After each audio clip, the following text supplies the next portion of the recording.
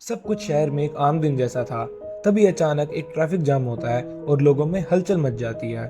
एक बिजनेसमैन ने अचानक अपनी गाड़ी रास्ते के बीच में रोक दी, क्योंकि बिना किसी वजह के उसकी आंखें अंधी हो गई थीं। कुछ लोग उसकी मदद करने आते हैं और एक आदमी वॉलंटियर करता है उसको घर छोड़ने के लिए।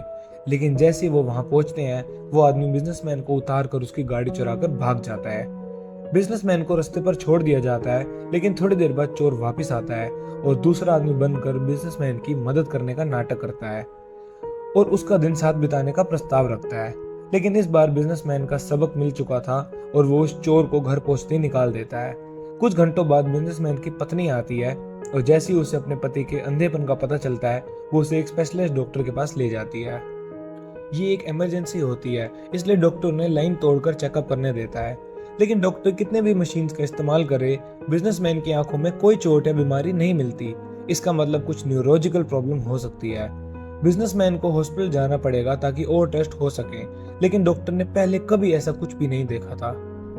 जब ये दोनों वहां जाते हैं, डॉक्टर अपने दूसरे पेशेंट्स देखने लगता है, जिसमें एक बच्चा, एक चश्मे वाली औरत और एक आदमी जिसकी आंख पर आई पैच लगा होता है। दूसरी तरफ चोर चोरी की गाड़ी लेकर शहर में घूम रहा है और पुलिस से बचाव कर रहा होता है, लेकिन जल्दी उसे गाड़ी रोकनी पड़ती है क्योंकि वो भी अंधा हो जाता है। चोर पुलिस के पास मदद मांगने जाता है, लेकिन जब पुलिस वाले उसको उसके पुराने घर ले जाते हैं, उसकी एक्स वाइफ उसको अंदर आने नहीं देती। शाम में सनग्लासेस वाली औरत एक होटल जाती है और बारटेंडर से ड्रिंक मांगती है। फिर अपने क्लाइंट के साथ ऊपर एक कमरे में जाती है। उनका मीटिंग अच्छा रहता है, लेकिन बाद में औरत को अचानक से घबराहट होने लगती है क्योंकि उसकी भी आंखों के सामने सब सफेद हो जाता है। नोटी। डॉक्टर अपने घर लौटकर अपनी पत्नी के साथ एक अच्छा डिनर एंजॉय करता है। सब कुछ सही लगता है, लेकिन जब तक अगले दिन डॉक्टर सुबह उठ के देखते हैं कि वो भी अंधा हो गया है। वो सबको बताते कि एक इन्फेक्शन के कारण हो सकता है और डॉक्टर की बात पर विश्वास होना भी बहुत ज्यादा जरूरी था, क्योंकि वो जो बच्चा था जो उसका पेशेंट था वो भी अंधा हो गया था। शहर में अंधे होने के केसेस और ज्यादा आने लगते हैं और सरकार पहला कदम उठाती है कि लोगों को आइसोलेट करेगी, एक दूसरे से दूर रखेगी।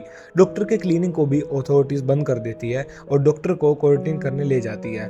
डॉक्टर की पत्नी अपने पति से दूर रहने का सोच भी नहीं सकती, इसलिए वो झूठ बोलकर प्रिटेंड करती है कि वो भी अंधी हो गई है ताकि वो डॉक्टर के साथ क्वारंटीन की जा सके। इन दोनों को एक खोखले असैलम में ले जाया जाता है जो बिल्कुल खाली होता है। वहाँ और कोई डॉक्टर भी नहीं होता।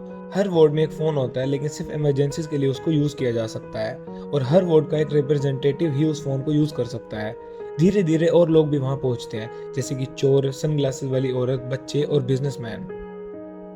डॉक्टर उसकी पत्नी ये तय करते हैं कि वो ये अंधे होने वाली बात डॉक्टर उसकी पत्नी ये तय करते हैं कि उसकी पत्नी की ये अंधी ना होने वाली बात वो किसी को नहीं बताएंगे। और तभी वो जब सारी जगह को एक्सप्लोर करती थी, तो डॉक्टर की पत्नी बाकी लोगों की मदद करती थी, जैसे उन्हें बाथरूम ले जाने के लिए उनको कोई काम होता था। तो एक दिन चोर सनग्लासेस वाली औरत के पीछे चल रहा होता है और उसे छेड़ने की कोशिश करता है, जिसे देख के औरत उसे जोर से मार देती है। डॉक्टर उसकी पत्नी उस चोट को एक शर्ट से बांधते हैं क्योंकि वहां कोई और फर्स्ट एड किट नहीं होती। थोड़े दिन बाद और लोग भी क्वारंटीन में आने लगते हैं और बिजनेसमैन अपनी पत्नी से मिलता है। डॉक्टर और उसकी पत्नी गार्ड से चोर के पैर की मदद मांगते हैं, लेकिन गार्ड्स कुछ नहीं करते, बस अपनी गन्स दिखाते हैं और उन्हें धमकी देते हैं, उनको उनके कमरे में वापस भेज देते हैं। शहर के लोग डर कर घर में बंद हो गए हैं और अब शहर एक वीरान जगह बन गई है। सरकार भी कुछ नहीं कर रही क्योंकि वो भी अंधी हो गई हैं। कुछ दिनों बाद एक बड़े ग्रुप को क्वारंटीन असैलम लाया जाता है और सैनिक इतने कठोर हो गए हैं कि एक आदमी को लाइन से थोड़ा हटने पर गोली मार देते हैं। गोली के आवाज सुनते ही सब लोग घबरा जाते हैं और एक दूसरे को धक्का देकर भागने लगते हैं, दरवाजा तक तोड़ देते हैं। सबसे बुरा ये होता है कि सैनिक आदमी की लाश तक लेने नहीं आते। डॉक्टर की पत्नी सैनिकों से हथियार मांगती है ताकि वो लाश को गाड़ सके। सैनिक मजाक उड़ाकर फाफड़े को एक मैदान के बीच में फेंक देते हैं। डॉक्टर की पत्नी, जो अभी प्रिटेंड कर रही है कि वो अंधी है, सैनिकों से डायरेक्शंस मांगती है और बाद में उन्हें मिडिल फिंगर दिखा देती है। डॉक्टर अब दूसरे वार्ड के रिप्रेजेंटेटिव से बात करने की कोशिश करता है ताकि सब लोग मिलकर लाश को दफना सके, क्योंकि अब तक दो और लोगों को गोली मार दी गई थी। उसके अलावा एक वार्ड अपने हिस्से से ज्यादा खाना ले रहा है, जिससे लेकर डॉक्टर को चर्चा करनी थी। बारटेंडर, जो वार्ड 3 का है, डॉक्टर की लीडरशिप से थक गया होता है और अपने आप को वार्ड 3 का राजा घोषित करता है। उसका पहला हुक्म होता है कि उनके वार्ड से लोग जितना चाहे उतना खाना खा सकते हैं, बिना दूसरों की मदद किए। डॉक्टर की पत्नी चोर की हालत देखने जाती है, जो बुखार से तप रहा होता है क्योंकि उसकी चोट बहुत ही बुरी हो चुकी थी। पत्नी उसे हौसला बढ़ाने की कोशिश करती है, लेकिन चोर उसे धमकाता है और बता देता है कि उसे पता चल गया कि वो अंधी नहीं है। पत्नी घबरा कर अपने पति के पास जाती है और अपने इमोशंस को कंट्रोल नहीं कर पाती। चोर और दर्द नहीं झेल सकता, इसलिए वो अपने आप को बाहर खींच लेता है और सैनिकों से गोली खाकर अपने दुख को खत्म कर लेता है। डॉक्टर की पत्नी वो अपने झूठ पर गिल्ट होने लगता है और वो सबको सच बताने के बारे में सोचती है, लेकिन डॉक्टर उसे मना कर देता है और ये भी कहता है कि उनका रिश्ता पति पत्नी का नहीं बल्कि एक नर्स और एक पेशेंट जैसा बन गया है। कुछ समय बाद बारटेंडर अकाउंटेंट की मदद से असाइलम का एडमिनिस्ट्रेटिव ऑफिस ढूंढ लेता है। अकाउंटेंट जो जन्म से अंधा होता है बारटेंडर की मदद करता है ताकि उसे अंधापन में जीने की आदत का फायदा मिल सके। बारटेंडर पीए सिस्टम का इस्तेमाल करके पूरे असाइलम में अपने आप को राजा घोषित कर देता है और पहला नियम ये होता है कि अब लोगों को खाना खाने के लिए पैसे देने पड़ेंगे। इस नए नियम से हर जगह हल्ला मच जाता है। सब लोग फूड स्टोरेज के पास एक दूसरे से लड़ने लगते हैं। बारटेंडर सबको कंट्रोल में रखने के लिए अपनी छुपी हुई हैंडगन का इस्तेमाल करता है और एक वार्निंग शॉट चलाकर सबको पीछे हटने पर मजबूर कर देता है। डॉक्टर के वार्ड के लोग अपने पास जो भी चीजें हैं जैसे कि गहने और अंगूठियां सब इकट्ठा करने लगते हैं ताकि कुछ खाने का मिल सके। डॉक्टर की पत्नी एक औरत के बैग से एक सीजर निकाल लेती है, उसको छुपा लेती है ताकि जरूरत पड़ने पर वह काम आ सके। थोड़े दिन बाद जिनके पास पैसा देने के लिए कुछ नहीं होता, बारटेंडर एक नया सिस्टम निकालता है। अब खाने पीने के लिए औरतों को अपने शरीर की सेवा देनी पड़ेगी। डॉक्टर की पत्नी इस फैसले पर अपनी नाराजगी जताती है, लेकिन सैनिक बताते हैं कि राशन खत्म हो चुका है और अब उनके ऊपर है अपने खाने को कैसे बांटना है। डॉक्टर अपने वार्ड के लोगों को ये बताते हैं कि ये फैसला औरतों पर छोड़ा जाएगा, कोई किसी पर जबरदस्ती या दबाव नहीं डालेगा। बहुत सोचने के बाद एक औरत वॉलंटियर करती है और उसे देखकर डॉक्टर की पत्नी और सनग्लासेस वाली औरत भी ऐसा करने का फैसला करती है। बिजनेसमैन अपनी औरत को रोकना चाहता है और मना करता है, लेकिन पत्नी उसे याद दिलाती है कि वो उसके साथ अलग व्यवहार नहीं कर सकता और वो फिर भी वहां से चली जाती है। अकाउंटेंट आकर औरतों को फूड स्टोरेज रूम ले जाता है जहां उनकी जिंदगी की सबसे बुरी रात गुजरती है। आदमी बहुत ही निर्दयी और हिंसक होते हैं और एक तो उनमें से एक औरत को जान से भी मार देता है। सुबह जब डॉक्टर की पत्नी औरतों के साथ वापस आती है तो उनके हाथों में एक औरत की डेड बॉडी होती है। वो उसे साफ कर कर इज्जत से विदा करना चाहती हैं। उस दिन के बाद अकाउंटेंट किसी दूसरे वार्ड में जाकर नए वॉलंटियर्स ढूंढता है और वापस से वार्ड 1 में आकर सबको बधाई देता है कि काम बहुत अच्छा हुआ था।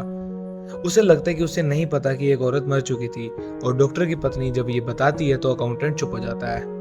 डॉक्टर की पत्नी अब और नहीं सहन कर सकती और अब वो सीजर्स लेकर फूड स्टोरेज रूम चली जाती है जहां सब लोग वार्ड 2 की औरतों के साथ बिजी होते हैं। बिना किसी डर के वो बारटेंडर को मार देती है और दूसरी लड़कियों को लेकर वहां से बाहर निकल जाती है।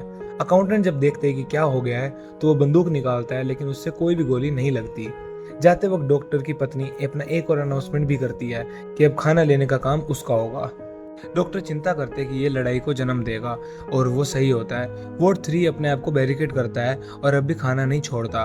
वार्ड 1 तैयार होता है अपने हक का खाना वापस लेने के लिए, लेकिन कुछ करने से पहले एक औरत बदला लेने का फैसला करती है। उसके पास एक छुपा हुआ लाइटर होता है जो उसने अपने पॉकेट में रखा होता है और उसका इस्तेमाल करके वो वार्ड 3 में आग लगा देती है। आग तेजी से फैल जाती है और कई आदमी जलकर मर जाते हैं। जाने से पहले डॉक्टर की पत्नी सबको गाइड करती है और उन्हें बिल्डिंग से बाहर ले जाती है।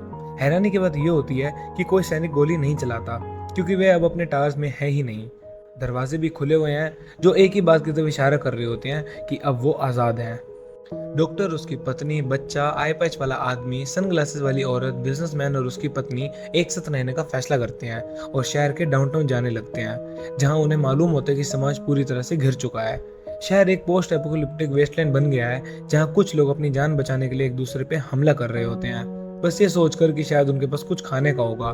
कुछ जानवर तक लाशों को खा रहे होते हैं। डॉक्टर और उसकी पत्नी अपने ग्रुप को एक बार में छुपने देते हैं और खुद फूड मार्केट ढूंढने जाते हैं।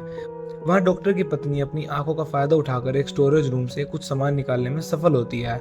जब वो दोनों वहां से बाहर निकलते हैं तब लोग उन पर हमला करने की कोशिश करते हैं, लेकिन डॉक्टर अपनी पत्नी की रक्षा करता है और दोनों वहां से भाग निकलते हैं। रास्ते में उन्हें एक कुत्ता मिलता है जो एक डॉक्टर की पत्नी के करीब आता है और उनका नया दोस्त बन जाता है। अचानक से बारिश होने लगती है और सब लोग पानी को कलेक्ट करते हैं और अपने शरीर को धोकर साफ करते हैं क्योंकि उनके पास बहुत दिनों से साफ पानी नहीं था। रात को सब बार में रुकते हैं और अगली सुबह डॉक्टर और उसकी पत्नी अपने घर का रास्ता जाते हैं जो उन्हें सबके साथ शेयर करने में फैसला किया था। ग्रुप एक रूटीन एस्टेब्लिश कर लेता है। डॉक्टर की पत्नी के सहारे सब मिलकर घर को साफ करते हैं, डॉक्टर के कपड़े शेयर करते हैं और सिर्फ तब बाहर जाते हैं जब खाना लाना हो। जब बारिश होती है वो पानी इकट्ठा करते हैं और अपने आप को धो लेते हैं। आई पैच वाला आदमी कहता है कि उसने एक नई फैमिली पाई है और वो हमेशा उनके साथ रहना चाहता है। बिजनेसमैन की पत्नी भी अपने पति के साथ पुराने दिनों की यादें बांटकर फिर से जुड़ने लगती है। डॉक्टर रोज की पत्नी भी अब एक कम स्ट्रेस में होते हैं और अपने रिलेशनशिप को वापस से जीवित करते हैं।